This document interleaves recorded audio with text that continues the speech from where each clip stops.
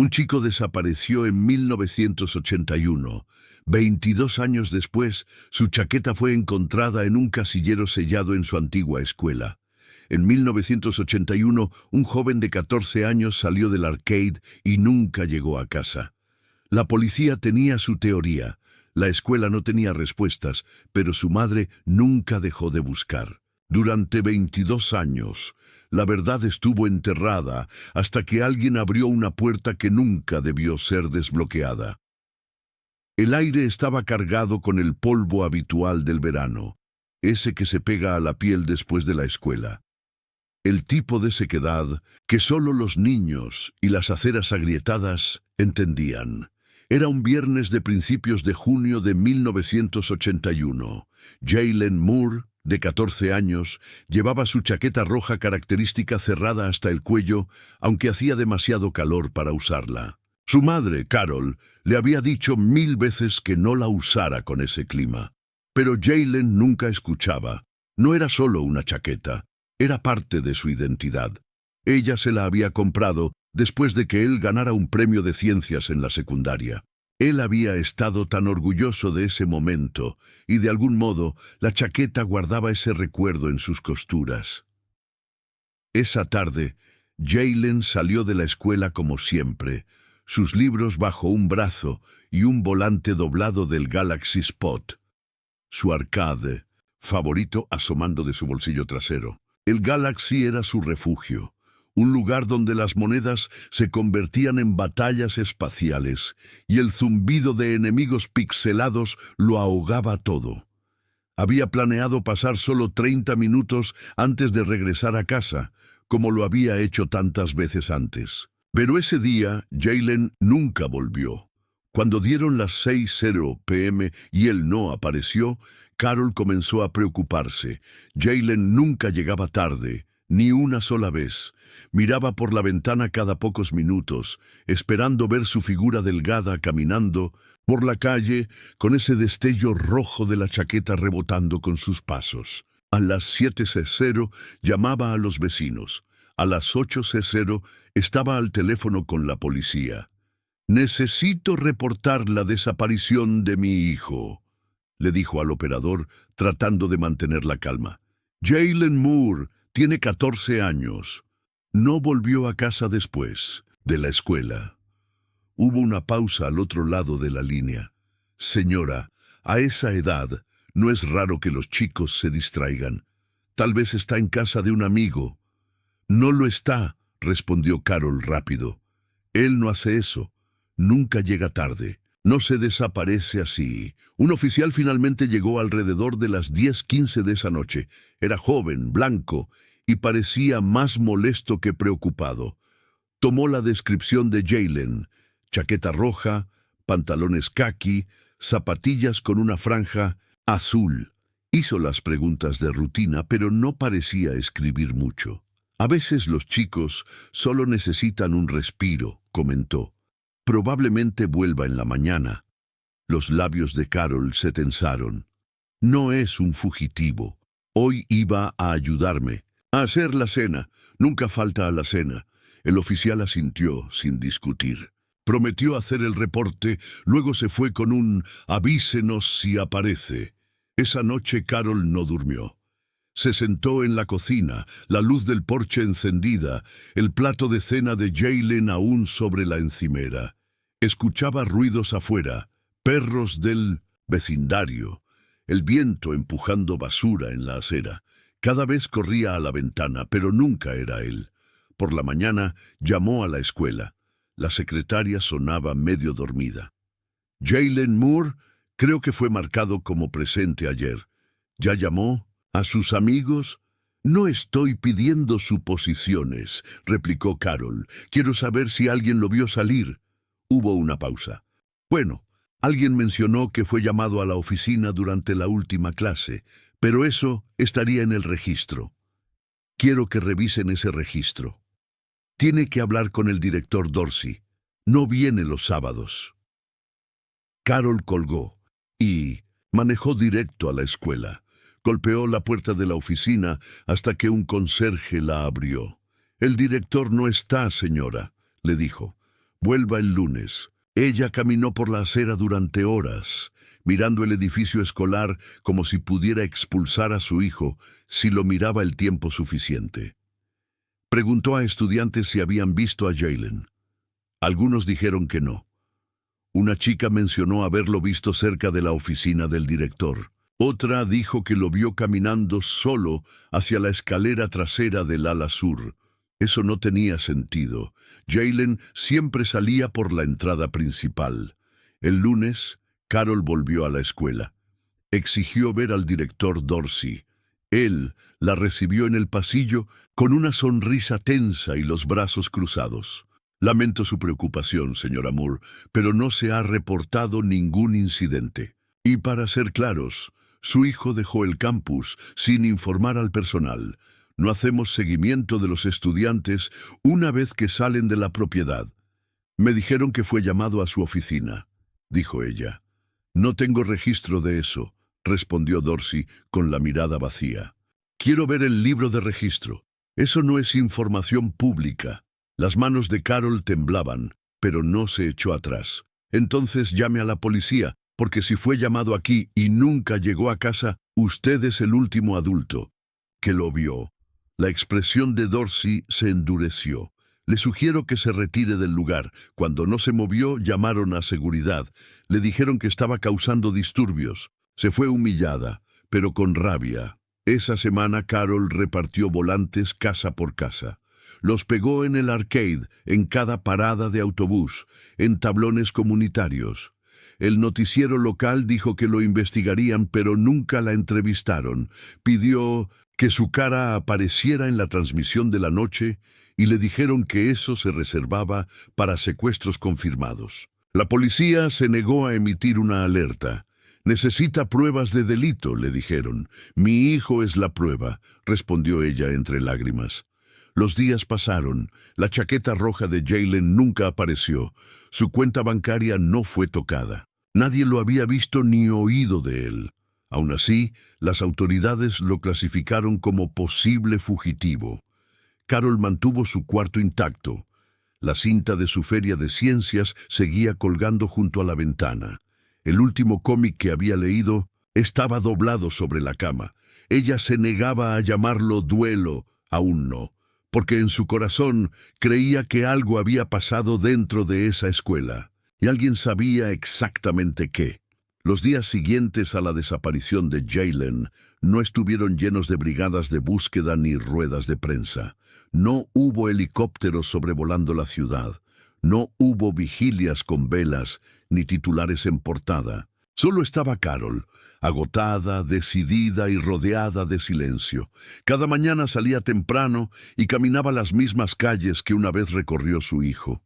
Preguntaba a tenderos, choferes de autobús, trabajadores de limpieza. ¿Habían visto a un chico con una chaqueta roja? La mayoría negaba con la cabeza. Algunos la miraban con compasión. Un hombre le preguntó si estaba segura de que no se había escapado con alguna chica. «Tiene 14 años», le contestó Carol.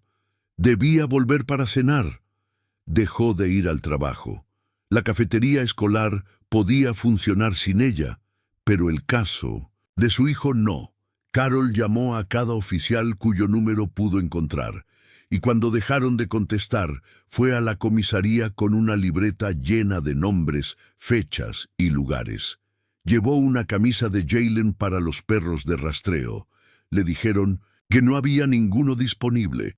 Ofreció pagar. Dijeron que no.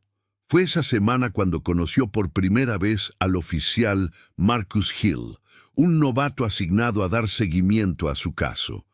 Parecía apenas mayor que Jaylen y sostenía su libreta como si pudiera quemarle las manos. «¿Entrevistó al director?», le preguntó. «Fue llamado a la oficina antes de desaparecer». «Aún no he hablado con él», respondió Marcus, «pero tengo una reunión programada». «Entonces, ¿por qué está aquí? Él podría ser la última persona que vio a mi hijo con vida». No tuvo respuesta. Carol le ofreció todo. Registros dentales de Jaylen, una lista de amigos cercanos, incluso el nombre de un estudiante que aseguró verlo dirigirse al ala trasera. Hill dijo que archivaría todo, que alguien se pondría en contacto. Nadie lo hizo. Una semana después, un supervisor en la comisaría le dijo que no había indicios de crimen. El chico probablemente se fue por su cuenta. Usted misma dijo que le gustaban la ciencia ficción y los videojuegos. Tal vez quería aventura. Carol lo miró incrédula. Ni siquiera toma el autobús solo sin avisarme. Es un buen chico. Tranquilo, inteligente. ¿Cree que simplemente desapareció porque quería aventura? El oficial se encogió de hombros. Se sorprendería de lo que hacen los adolescentes. Para entonces, los volantes ya estaban descoloridos por el sol. Carol los reemplazaba cada semana, llevando una pistola de grapas y una bolsa de plástico con copias a donde fuera. Intentó de nuevo con el periódico, llevando una foto y una declaración escrita a mano. El editor apenas la miró. Normalmente, no publicamos historias de desaparecidos a menos que haya indicios confirmados de crimen. Carol se inclinó sobre el escritorio. Así que mi hijo no importa a menos que lo encuentren muerto. El hombre parpadeó. Eso no fue lo que dije, es lo que quiso decir. La historia nunca se publicó. En la iglesia, el pastor pidió oraciones por Jaylen. Algunos vecinos ofrecieron ayudar con volantes o comida, pero poco a poco dejaron de aparecer. Incluso otros padres en la escuela comenzaron a alejarse. Algunos miraban a Carol como si estuviera maldita. Otros simplemente no querían involucrarse. La gente tenía miedo de aceptar que un niño podía desaparecer sin que nadie hiciera nada. 2 semanas después, Carol regresó a la escuela. Esperó fuera de la oficina principal hasta que vio llegar al director Frank Dorsey. Usaba sus pantalones de vestir habituales y una corbata rígida, las llaves colgando de un cinturón. «Necesito 5 minutos», le dijo bloqueando su paso.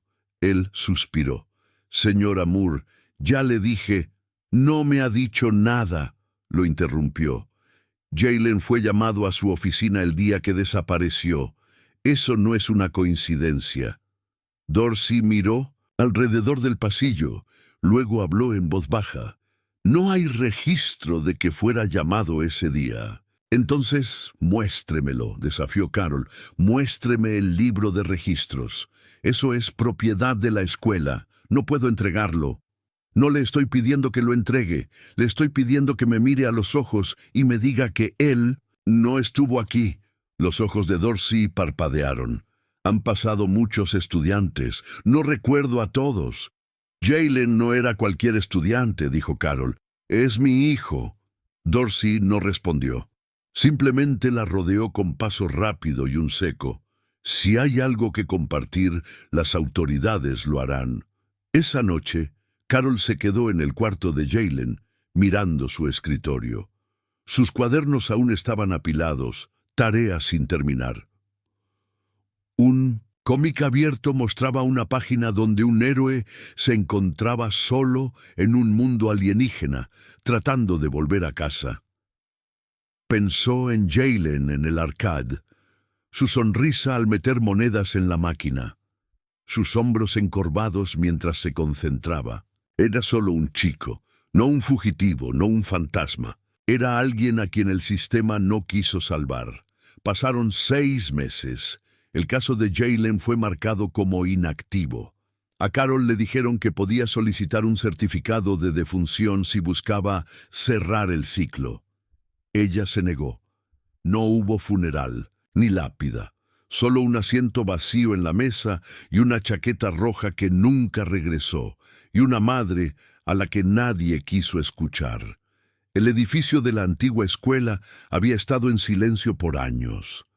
En la primavera de 2003, McKinley Middle School, clausurada, grafiteada y medio colapsada, estaba programada para ser demolida. La ciudad había aprobado un plan para construir viviendas de interés social en ese terreno. Llegaron las cuadrillas para vaciar el interior, retirar escombros y rescatar lo poco de valor que quedaba. No esperaban encontrar un recuerdo sellado dentro de una pared, olvidado por el tiempo, pero no por la única mujer que esperó décadas para ser escuchada. Henry Banks no caminaba esos pasillos desde hacía más de 15 años. Tenía casi 70 ahora, más lento, pero todavía fuerte de brazos. Cuando el contratista lo llamó para ver si podía ayudar a revisar el sótano, viejos escritorios, archivadores, casilleros rotos, dudó al principio, pero algo lo empujó. Tal vez culpa, tal vez algo más profundo. Llegó temprano, antes del ruido de las máquinas. La llave vieja aún funcionaba. Al entrar, el olor a moho, polvo y cera de piso olvidada lo golpeó como una ola. Pasó por la cafetería, la biblioteca, la vitrina de trofeos que una vez albergó placas ya robadas. Luego bajó la escalera angosta al sótano, esa parte de la escuela que nadie quería visitar. El aire era más denso allí abajo. Las luces fluorescentes parpadeaban como recuerdos intentando mantenerse vivos. Henry siempre había odiado la sección trasera de casilleros. En los primeros años 80, toda esa ala había sido sellada por un supuesto problema de moho. Nadie la había tocado desde entonces. Tomó una palanca, la metió en el marco de un casillero oxidado y tiró hasta que el metal se dobló. La mayoría estaban vacíos. Algunos tenían zapatos cubiertos de polvo, libros de texto viejos, incluso un pompón de porrista endurecido por el tiempo. Y luego, en la última fila cerca de una pared sellada con ladrillos, lo encontró. Un casillero con un panel trasero suelto. Tiró de él. La madera detrás del metal estaba podrida, y al romperse, algo suave cayó hacia adelante. Era una chaqueta roja. Se quedó helado. El cuello estaba descolorido, la tela rígida pero intacta. La giró. En el interior del cuello, con marcador permanente desvanecido, el nombre estaba escrito en letras mayúsculas. Jaylen M. Henry se sentó en un banco. Por largo rato, ese nombre había vivido en susurros por más de 2 décadas. Recordaba los carteles, la madre llorando, las preguntas que todos evitaron. Cuando la escuela selló el sótano, nadie explicó por qué. Solo dijeron que era por salud. Se levantó, chaqueta en mano, y salió. Esa misma tarde, Renee Jackson revisaba mensajes en su bandeja de entrada. Periodista local conocida por reabrir Gasos Fríos. Había crecido a 5 cuadras de McKinley Middle. Nunca olvidó al chico de los ojos grandes y la chaqueta roja. Su rostro solía estar pegado en un poste telefónico frente a su antiguo edificio. El correo de Henry era breve, sin asunto, solo una foto de la chaqueta y un mensaje. Encontré esto hoy en un casillero sellado. Creo que era del chico desaparecido. Alguien debería saberlo. René dejó todo. Lo llamó de inmediato. En 1 hora estaba en camino a su casa, grabadora en un bolsillo, cámara en el otro. Henry le contó todo, cómo fue el conserje durante el último año de Jaylen, cómo recordaba rumores sobre algo que ocurrió en el sótano, cómo el director Dorsey había ordenado cerrar esa ala pocos meses después de la desaparición, sin explicaciones, sin inspecciones. Nadie hizo preguntas, dijo Henry, ni el distrito, ni la policía, ni la prensa. Todos querían seguir adelante. René tomó fotos detalladas de la chaqueta, el nombre, el casillero y la pared aledaña. Cuando preguntó si alguien más tenía acceso al sótano en ese entonces, Henry dudó. Solo unos pocos. Pero quien tenía llaves de todo era Dorsey. Esa noche, René publicó el primer borrador de su artículo. Chaqueta hallada en escuela demolida podría pertenecer a adolescente desaparecido en 1981. Incluyó la foto de Jaylen, una imagen cercana de la etiqueta con su nombre y un fragmento de una vieja entrevista televisiva con Carol Moore, suplicando que alguien la escuchara. Internet hizo lo que la ciudad nunca quiso hacer. En 24 horas, el artículo se volvió viral. Miles de compartidos, cientos de comentarios. Las llamadas inundaron el departamento de policía local. El nombre de Carol Moore era tendencia. El detective Marcus Hill, ahora un oficial veterano a punto de jubilarse, fue convocado para colaborar. Al ver la foto de la chaqueta, sintió un vacío en el estómago. Él había redactado ese reporte inicial. Le había dicho 2 veces a esa mujer que su hijo probablemente se había escapado. No imaginó que lo perseguiría tanto. No esperaba volver a ver su rostro.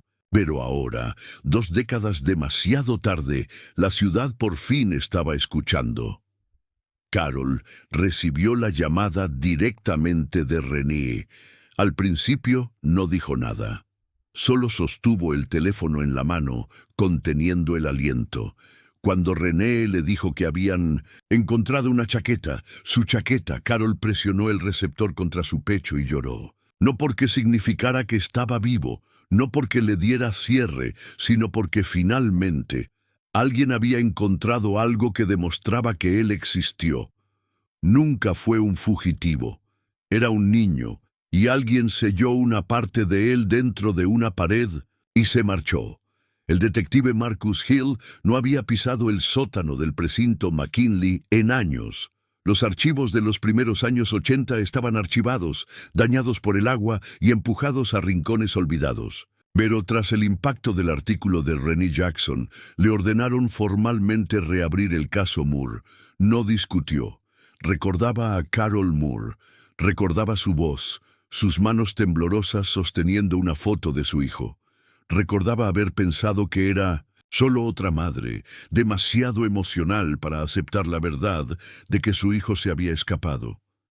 Eso era lo que todos decían entonces, o al menos lo que se repetían para no hacer preguntas más difíciles.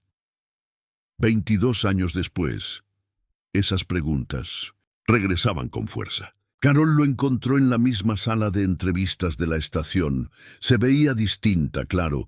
Su cabello era más gris, sus hombros más delgados, su rostro marcado por décadas de pena silenciosa.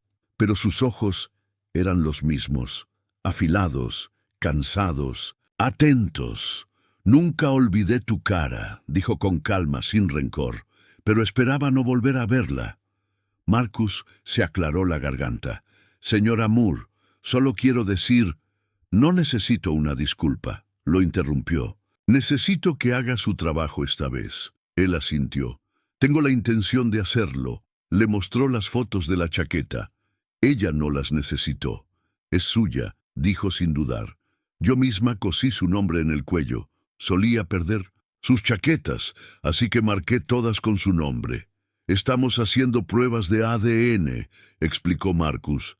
«Del cuello, del forro interior. Esperamos encontrar algo». Los labios de Carol se tensaron. «No necesitan encontrar algo. Ya, lo hicieron». René Jackson, mientras tanto, no se detenía. Pasaba las noches entre microfilmes en la biblioteca local y los días entrevistando a cualquiera que hubiese asistido a McKinley entre 1979 y 1983. La mayoría de los estudiantes había olvidado todo: clases, profesores, tareas. Pero algunos recordaban rumores, cuentos sobre el cuarto de reflexión, un lugar en el sótano donde llevaban a los chicos problemáticos. A veces solo para una detención, a veces por más tiempo, sin ventanas, sin relojes. Algunos aseguraban haber estado allí, pero decían que era demasiado oscuro para recordarlo con claridad. Otros no querían hablar en absoluto. René siguió indagando. Encontró actas archivadas del Consejo Escolar de 1982 que mencionaban un cierre temporal del ala del sótano por motivos ambientales. Sin seguimiento, sin informes, solo silencio. Luego encontró algo más extraño: una lista de medidas disciplinarias de 1981 parcialmente tachada. Varios estudiantes figuraban por ausencias no autorizadas durante la misma semana en que Jaylen desapareció.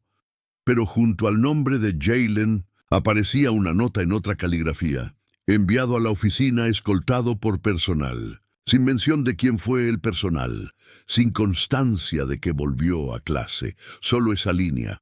René llevó eso a Marcus, quien solicitó los antiguos registros de acceso del personal, si es que aún existían.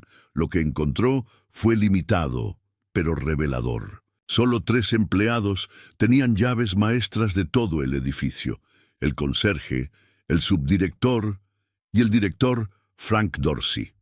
Henry Banks ya había hablado con la prensa. El subdirector había fallecido en los años 90. Solo quedaba Dorsey. Y Dorsey también estaba muerto, pero los archivos que dejó no lo estaban. Marcus solicitó acceso a los registros sellados almacenados en el archivo central del distrito. Tomó más de una semana conseguir la autorización. Cuando finalmente abrió las carpetas manila descoloridas, encontró algo que le heló las manos. Varias denuncias anónimas archivadas por miembros del personal. Todas alegaban conducta inapropiada, intimidación verbal y sesiones disciplinarias sin supervisión con estudiantes varones. Ninguna denuncia fue escalada.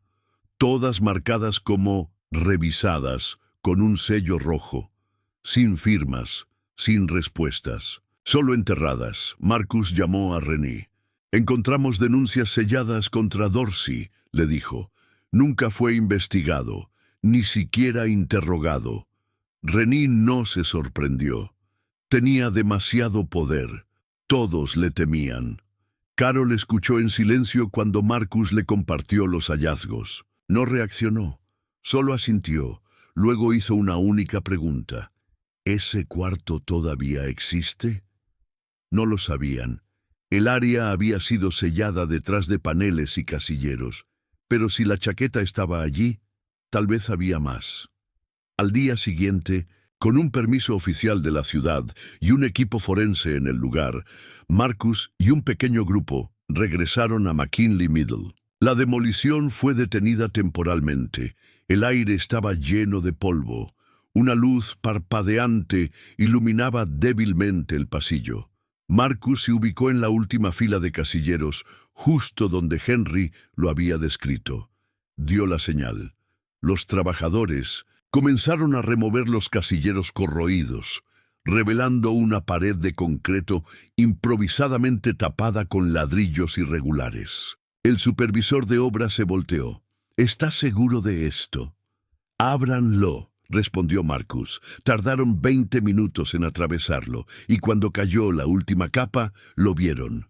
Una puerta, de acero, oxidada, sin marcas, rechinó al abrirse. El aire adentro era pesado, estancado y nauseabundo.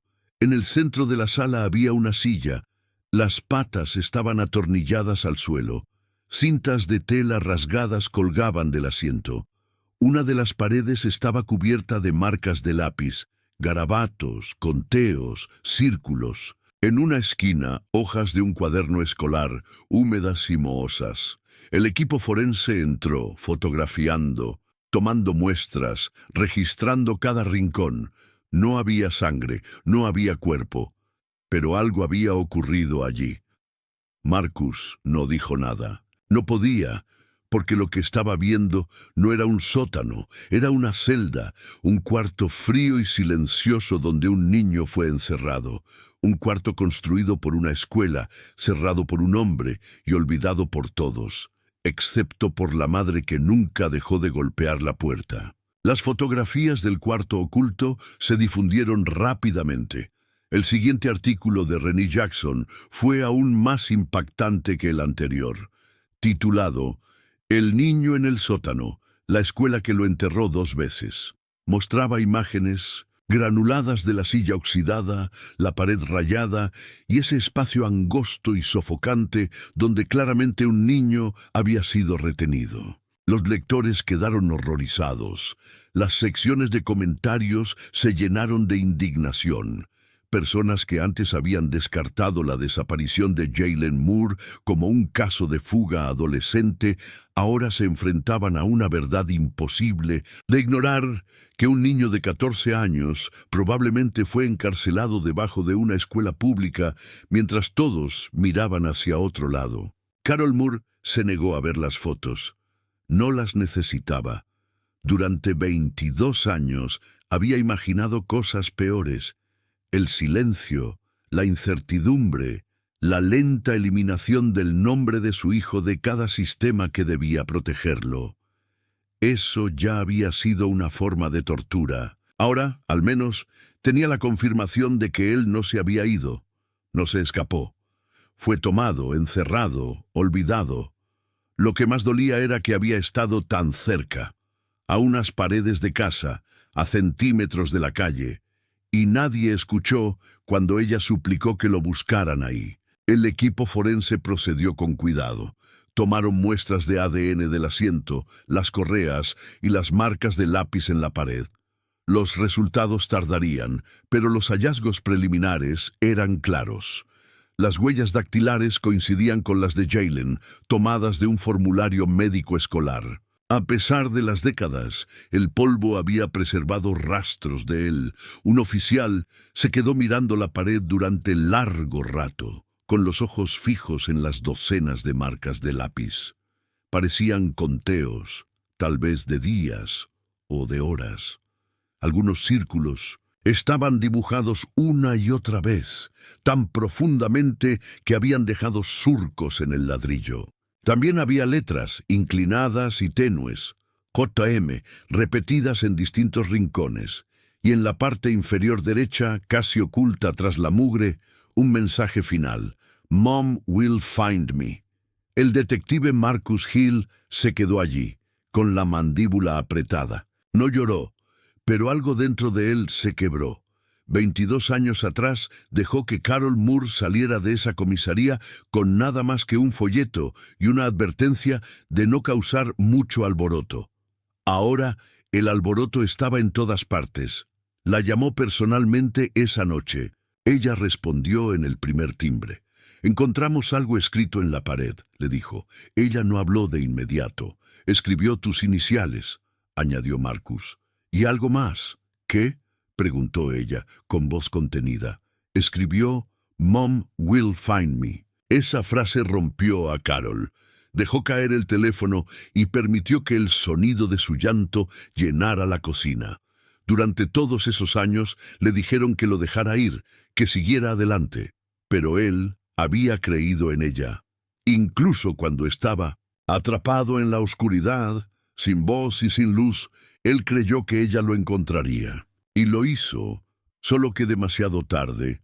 La noticia del hallazgo llegó a las autoridades locales, y pronto los investigadores estatales se involucraron.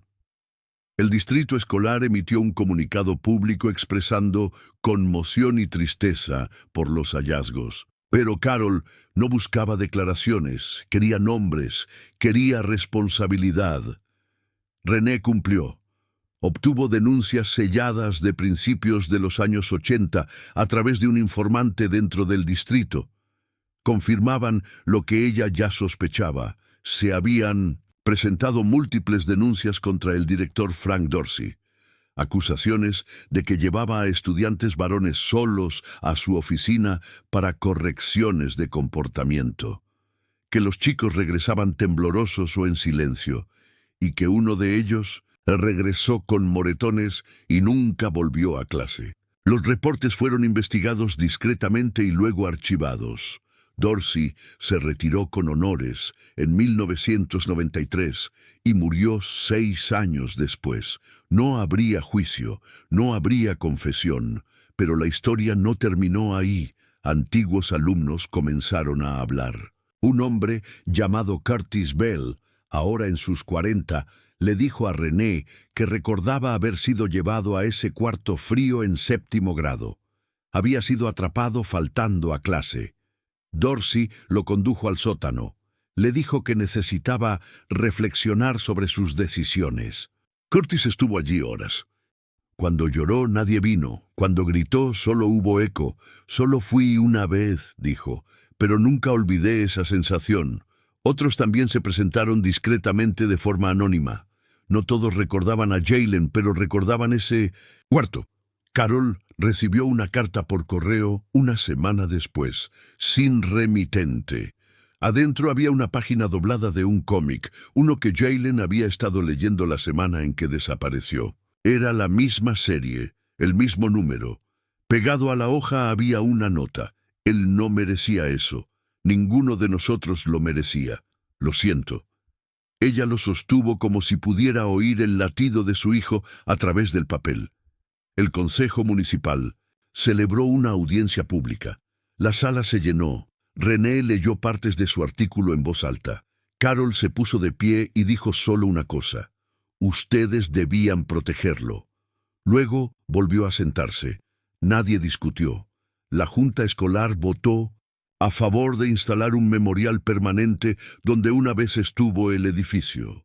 Se construiría un jardín comunitario en nombre de Jaylen. En uno de los bancos grabarían las palabras que él dejó en la pared. Mom will find me.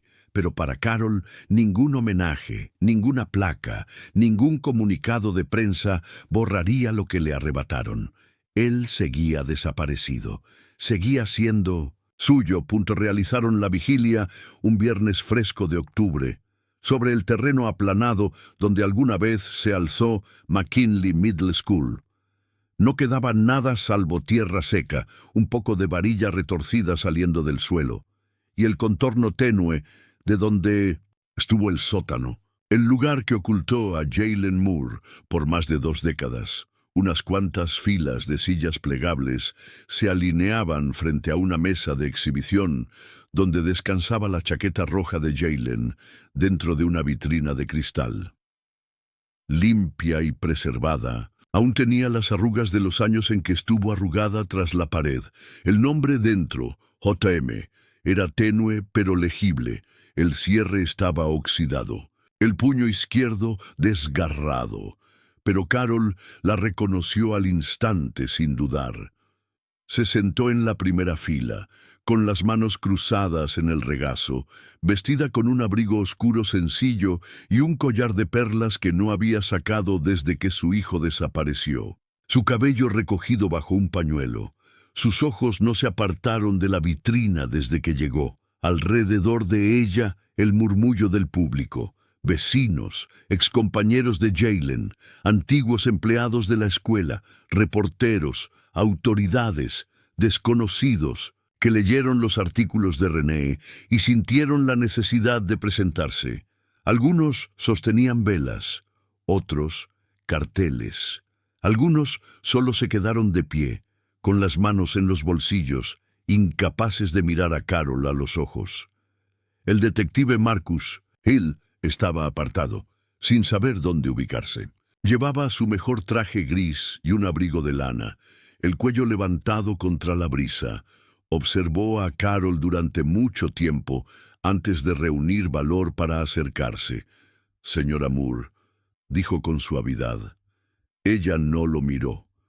«Vine porque necesitaba decir algo». Ella siguió mirando al frente. «Usted tenía razón en todo, en que no se escapó, en lo que pasaba en la escuela, en ese cuarto. Tenía razón, y todos la ignoramos». «Yo la ignoré». Carol parpadeó despacio. «Yo acababa de salir de la academia», continuó él. «No me atreví a contradecir a los oficiales mayores que la trataron como ruido. Pensé que estaba salvando mi trabajo, pero perdí algo más importante». Finalmente, ella giró la cabeza y lo miró. No con rabia, sino con una mirada cansada y clara. «No me creíste», dijo él. Negó con la cabeza. «No, no lo hice». Ella asintió. «Pero él sí». Marcus frunció el ceño. «¿Qué? Mi hijo», respondió ella. «Él creyó que lo encontraría, incluso cuando cerraron esa puerta, incluso cuando lo dejaron en ese lugar oscuro. Rayó mi nombre en una pared y contó los días porque creyó que yo seguiría buscando». Su voz se quebró. «Y lo hice Marcus tragó saliva. «Lo siento». La voz de Carol fue apenas un susurro. «Yo también». René Jackson subió al podio. Sostenía una tarjeta pero no la miró. Sus ojos recorrieron a la multitud mientras el sol se ponía, bañando el terreno vacío en tonos dorados. «No estamos aquí para celebrar», comenzó. «No hay justicia en lo que pasó. No hay paz, solo verdad». Y tomó 22 años sacar esa verdad de debajo del cemento, el polvo, el silencio y la vergüenza. René hizo una pausa. Cuando tenía 10 años, pasaba todos los días frente al cartel de desaparecido de Jaylen camino a casa. Recuerdo la foto, recuerdo cómo las esquinas se enrollaban con la lluvia. Recuerdo pensar, incluso siendo una niña, lo rápido que la gente dejó de hablar de él. Y recuerdo a Carol, parada fuera de la escuela con un cartel pidiendo ayuda, mientras el resto de nosotros seguía con nuestras vidas. René se volvió hacia Carol. «Tú no seguiste adelante, y porque no lo hiciste, la verdad regresó».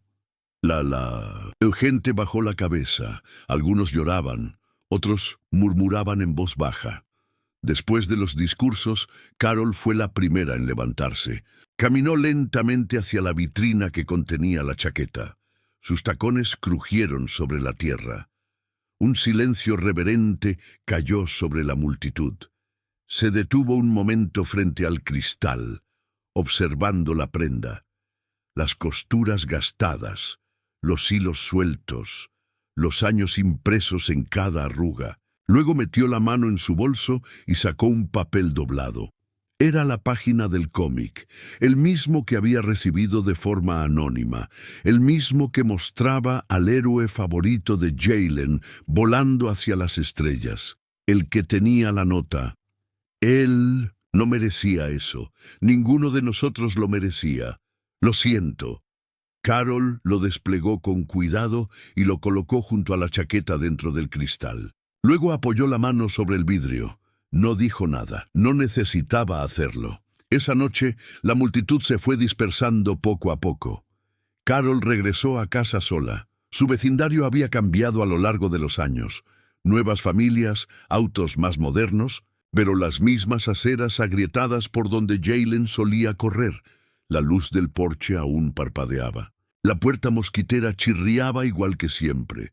Dentro, la foto de su hijo seguía en la repisa de la chimenea, la misma que usó para los volantes.